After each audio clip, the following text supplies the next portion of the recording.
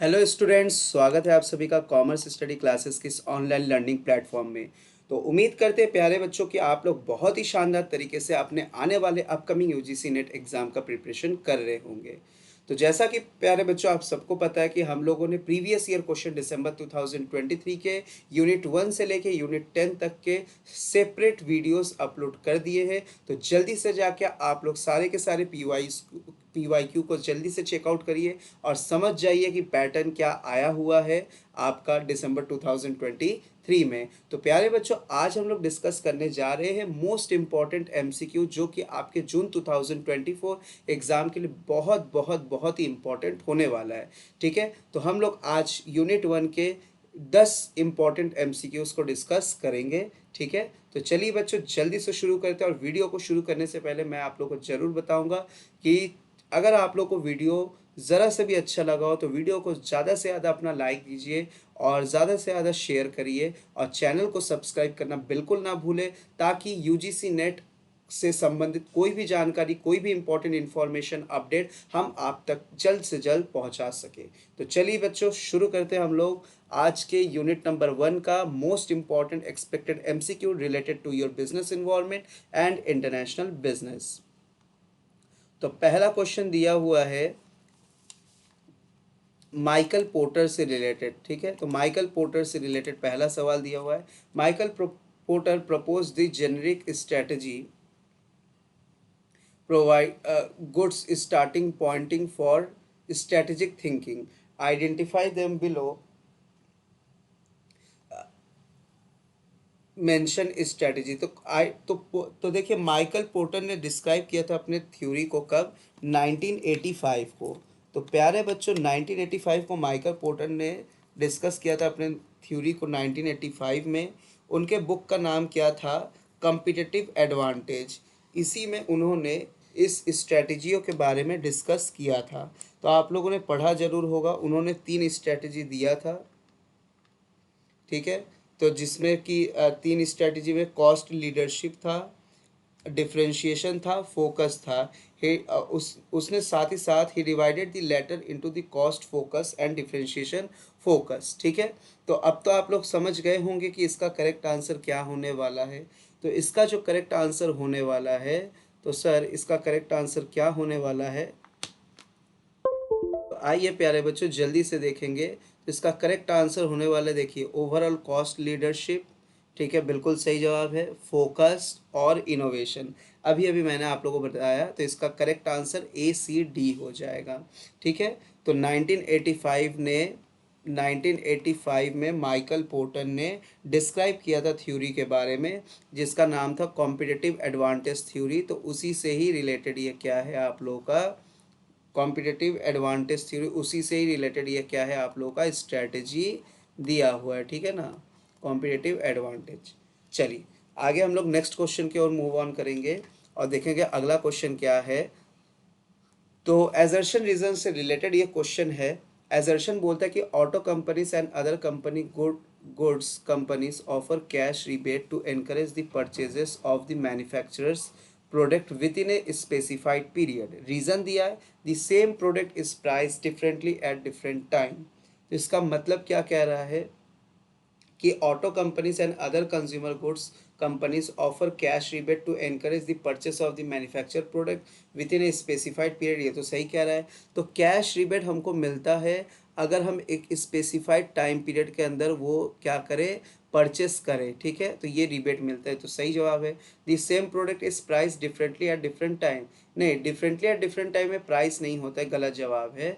ठीक है ना, अलग अलग समय पर अलग अलग दाम नहीं होता है, बल्कि एक पर्टिकुलर टाइम पीरियड के लिए, जैसे होली, दिवाली, इन सब के दिवाली के टाइम पर अक्सर क्या होता है कि एक्स्ट्रा कुछ डिस्काउंट हम लोगों को मिलने लगता है, खासकर ये दिवाली के टाइम पर होता है। तो इस हिसाब से इसका correct option A is correct and R is incorrect. Next, again assertion reason. Assertion कहता है globalisation refers to the free cross border movement of goods services capital information and people. Reason कहता है country are consistently evolving innovative marketing barrier that are WTO compatible.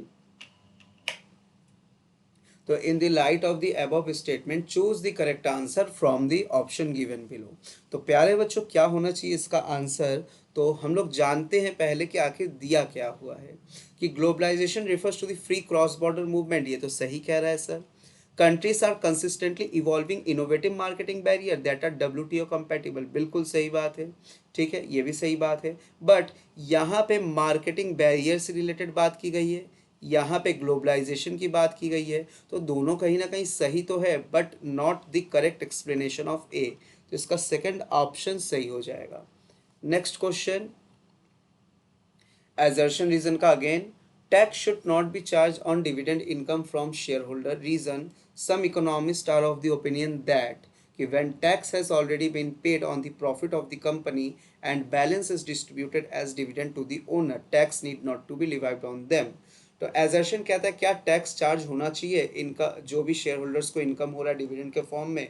लेकिन कुछ economist का मानना ये है कि नहीं भाई, क्योंकि जो हम लोग प्रॉफिट डिस्ट्रीब्यूट करते हैं शेयर होल्डर्स को, वो आखिरी में बचा खुचा हुआ प्रॉफिट होता है जो कि सारे एक्सपेंसेस को बियर करने के बाद होता है, ठीक है ना। और सारे एक्सपेंसेस मीन्स जबकि उसमें से टैक्स वगैरह भी हम लोग जब पे कर देते तो वो जो आखिरी में बचा खुचा रह जाता है वही तो हम लोग शेयर होल्डर्स को देते हैं। तो क्या ये बात बिल्कुल सही कहा जा रहा है कि इकोनॉमिस्ट यही तो चाह रहे हैं? तो बिल्कुल सही जवाब है कि टैक्स नहीं चार्ज करना चाहिए डिविडेंड इनकम पे। क्यों? क्योंकि कुछ इकोनॉमिस्ट का ऐसा मानना है। तो yes, both A and R is correct and R is the correct explanation of the assertion. Next प्यारे बच्चों, what are the drivers of globalization. तो ग्लोबलाइजेशन के ड्राइवर्स कौन कौन से हैं? तो ग्लोबलाइजेशन के देखिए ड्राइवर्स है population mobility specially of labour, बिल्कुल सही बात है। फाइनेंशियल फ्लो, अगर ये दोनों चीज़ मिल जाए तो ग्लोबलाइजेशन बिल्कुल संभव है। तो करेक्ट ऑप्शन हो जाएगा A and B. Next, which of one of the following is not correct according to the consumer protection act. तो प्यारे बच्चों कंज्यूमर प्रोटेक्शन एक्ट से रिलेटेड ये सवाल है, ठीक है, पूछा है कौन सा करेक्ट नहीं होता है। District forum shall consist of 4 members. District forum shall consist of lady social worker. State commission shall consist of person who is or has a judge of high court. National commission redressal shall consist of a person who is or has been the judge of the supreme court। भाई देखिए fourth वाला तो सही है, second भी सही है, first भी सही है, बट ये थर्ड वाला ऑप्शन गलत है। तो आपसे पूछा है नॉट करेक्ट, तो ये थर्ड वाला ऑप्शन जो है करेक्ट नहीं है। कैसे सर आप ये कह रहे हैं कि थर्ड वाला करेक्ट नहीं है? तो प्यारे बच्चों इससे रिलेटेड मैंने आप लोगों के यहाँ पे ज़रूर से नोट्स भी जोड़ा हुआ है, ये देख लीजिए, आप लोग यहाँ से चीज़ों को पढ़ सकते हैं, ठीक है ना। टीम यहाँ पे क्या हो जाएगा, कंपोजिशन, ठीक है। तो यहाँ पे कोई मैक्सिमम नंबर की स्पेसिफिकेशन नहीं दी गई है, जबकि यहाँ पे बोला गया है कि एक वुमेन होना ज़रूरी है, ठीक है, स्टेट में। और अगर आप डिस्ट्रिक्ट की बात करो तो डिस्ट्रिक्ट में भी एक्ट से the commission will comprises of president and at least 2 member with maximum to be prescribe by rule specify the maximum. यहाँ पे भी मैक्सिमम की कोई चर्चा नहीं की गई है, ठीक है। तो बाकी सारे रूल्स आप लोग यहाँ से चेकआउट कर सकते हो, ठीक है। तो यहाँ पे मैक्सिमम की कोई बात नहीं की गई है, आपने तो यहाँ पे मैक्सिमम बोल दिया 4 मेंबर, ठीक है, तो मैक्सिमम की कोई बात नहीं की गई है, तो इसलिए ऑप्शन इनकरेक्ट हो जाएगा। Next, which two of the following are the function of WTO के फंक्शन से रिलेटेड ये सवाल है। तो इससे रिलेटेड क्वेश्चन हर साल प्यारे बच्चों आपके UGC नेट एग्जाम में ज़रूर पूछे जाते हैं। तो to facilitate the implementation administration of the operation of trade agreement, बिल्कुल सही जवाब है। WTO का काम ही है कि ट्रेड एग्रीमेंट को एडमिनिस्टर करना, इम्प्लीमेंट करवाना, और साथ ही साथ to carry out the periodic review भी करता है, बिल्कुल सही। तो ए भी तो सही हो गया। To assist in the establishment of the multilateral system of payment, नहीं, ये WTO का काम नहीं है। To promote international monetary cooperation, ये IMF का काम है, नॉट WTO। तो A and B is the correct option, ठीक है, फोर्थ ऑप्शन करेक्ट हो जाएगा। Next, in which of the following year the Bretton Woods agreement was signed by the delegates from the 44 nation. तो प्यारे बच्चों इसका correct option आप सबको पता है 1944, ठीक है, 1944। आप लोग कमेंट बॉक्स में ज़रूर कमेंट करिए इसका पूरा डेट क्या है, मतलब किस मंथ में था ये 1944, मतलब 1944 के किस मंथ में था, ये आप लोग ज़रूर से कमेंट बॉक्स में कमेंट करिए। ज़्यादा से ज़्यादा आप लोग भी कमेंट किया करिए, और कोई भी डाउट रहे वो भी आप लोग कमेंट बॉक्स में ज़रूर बताया करिए, ठीक है। और प्यारे बच्चों ज़्यादा से ज़्यादा आप लोग चैनल को सब्सक्राइब करें, शेयर करें वीडियो को, ताकि आपके साथ साथ सभी का भला हो, ठीक है, चलिए नेक्स्ट है, which of the following are part of the corporate social responsibility. Corporate social responsibility का कौन सा इनमें से पार्ट है? Reasonable chance and proper system for accomplishment and promotion, नहीं ये कोई बात नहीं है। To supply goods at reasonable price, बिल्कुल सही बात है। जब आप CSR की बात करते हैं तो रीजनेबल प्राइस पे हमको सामान बेचना है।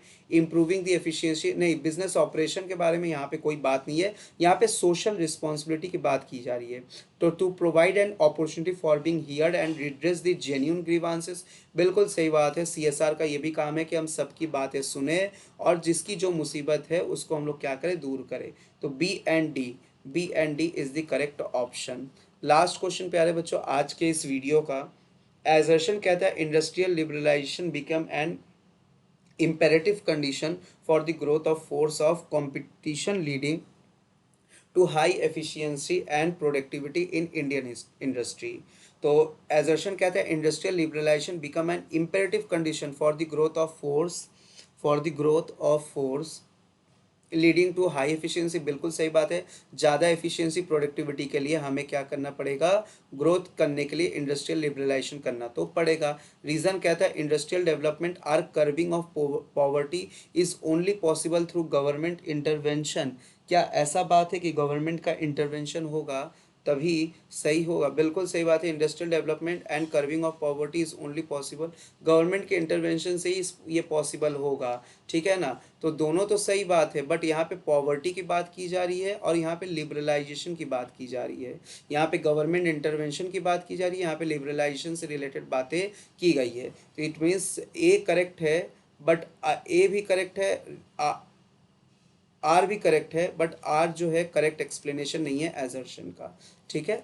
तो प्यारे बच्चों ये था आज का important 10 MCQ related to your business environment and international business. तो प्यारे बच्चों जरूर बताइएगा आप लोग को ये MCQ सॉल्व करके कैसा लगा, और वीडियो अगर पसंद आया तो ज़्यादा से ज़्यादा इसको शेयर करना बिल्कुल भी ना भूलें, और चैनल को जल्दी से आप लोग सब्सक्राइब कर ले। तो प्यारे बच्चों चलिए हम लोग मिलते हैं अब नेक्स्ट वीडियो में कुछ ऐसे ही MCQs के साथ। तब तक के लिए स्वस्थ रहिए, मस्त रहिए, बहुत अच्छे से अपनी पढ़ाई को करते रहिए, ठीक है। Thank you so much.